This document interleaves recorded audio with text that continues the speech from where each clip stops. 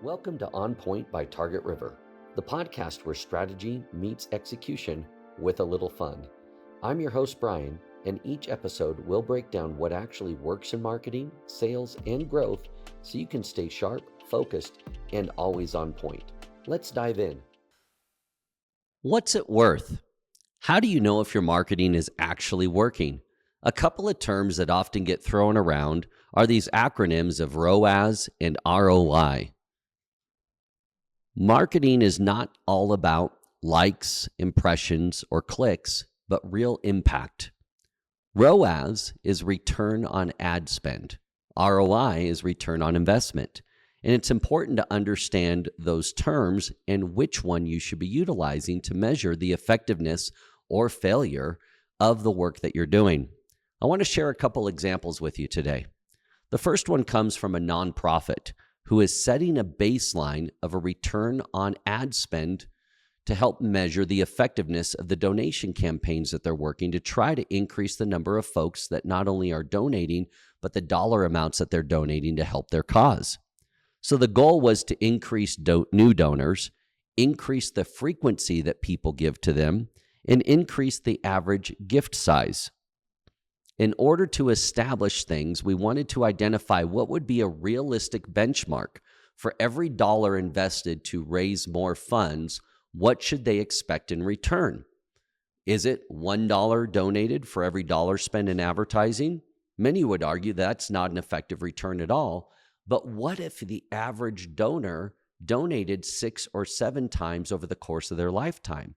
The lifetime value of that donor is not $1 then, but actually $6 or $7 in this example. So we established a target return on ad spend for this nonprofit of $2 donated for every dollar spent in advertising. And that's how we monitored the effectiveness of whether the tactics we were doing were actually working. The current performance of that campaign is actually 3.2 to 1, meaning for every dollar this nonprofit is investing in marketing and advertising their organization to generate donors, they're getting $3.20 return in advertising or ROAS for their efforts. The insights here were what was important was to establish a benchmark that everybody could agree on in the first place. And secondly, choose the tactics and the ways to reach the right audiences so that you're taking out the guesswork and that you're measuring regularly and making adjustments, or some people might use the term in marketing, optimizations to improve the performance of the campaign. So our long-term goals are obviously, can we stretch this? Can we take that 3.2 to 1 return and increase it to 3.5 or 4.0? A cautious thing is you don't want to set the bar too high because there could be a point of diminishing return, right? A second example I want to share is from a law firm where math unlocked scale. Their original cost per lead, so cost per every potential customer coming into their law firm prior to us, was $150. They were quite pleased with that because for every lead, or every 9 leads rather, they would generate a new client. So $150 times 9 leads, $1,350 to secure a new client. Well, the average client has a lifetime value well in excess of $10,000. So for them, that was a pretty good return, right? But as we explored things, we realized there was an opportunity to improve the tactics and the approach that were being utilized to generate these leads. What if we could reduce that cost per lead while maintaining that ratio of 1 new client for every lead that came in? So that's what we set forth to do. And ultimately, we were able to reduce that cost per lead from $150 down to $60 per lead that was coming in. The thing that the firm was very anxious about, though, is would that lower cost per lead bring in lower quality leads? Meaning they'd have to talk to a lot more people to convert into a potential client. Thankfully, it worked out fine. And the same ratio held true. They were generating 1 new client out of every 9 leads that came in. So now their cost per client dropped substantially from about $1,350 to approximately $540. So a return on ad spend of 18 to 1. So at Target River, what we did is we said, let's set a minimum floor of 15 to 1 return on their ad spend, and let's see how fast we can scale this. How many leads can we capture before we break the thing and realize our cost per lead is scaling too high or our conversion rate drops too low?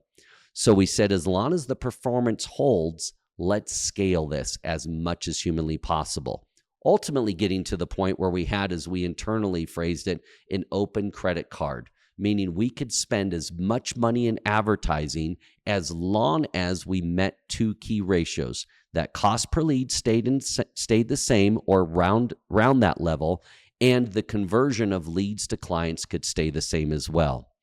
When you understand your numbers, growth becomes a decision, not a risk.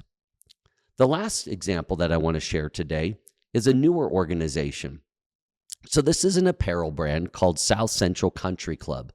Their focus is to break into the very cluttered golf apparel industry with a more urban look and feel to it.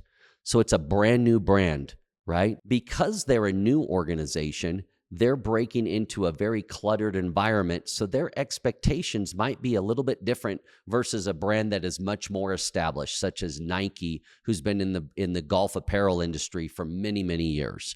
So our goal was this: how could we identify a campaign, and what benchmarks or appetite for expense would we have to create growth as well as to create volume?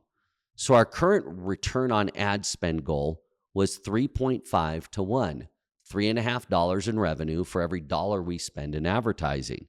We're constantly evaluating this campaign, looking at the ad spend, but because this is a company that also needs to maintain profitability, we need to look at that return on investment as well, and not only evaluate our ad spend, but also our cost of goods, our shipping, our margin between paying for the products and having them retailed, as well as the labor that goes into play.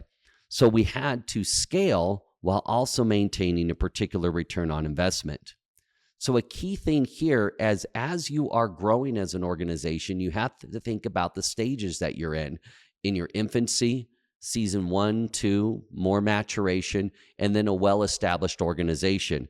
And different stages require different benchmarks to ensure that you are operating at an effective level. So again, just a reminder here, the principles: ROAS, ROAS is your revenue, your return on ad spend. ROI is helping you with that return on investment and your total profitability. Both matter, both should be measured. At Target River, we don't chase vanity metrics. We focus on building financial clarity for our clients. So a key takeaway here: if you can't measure it, you can't scale it. And here's the deal: marketing really isn't guesswork. In fact, with the right data, the right knowledge and everything, you take the guesswork out. And when you know your numbers, you know your path forward. Thanks for listening to On Point by Target River. If you're ready to grow your organization with real strategy that generates meaningful results, visit targetriver.com and connect with our team today. Stay focused, stay winning, and stay on point. We'll see you next time.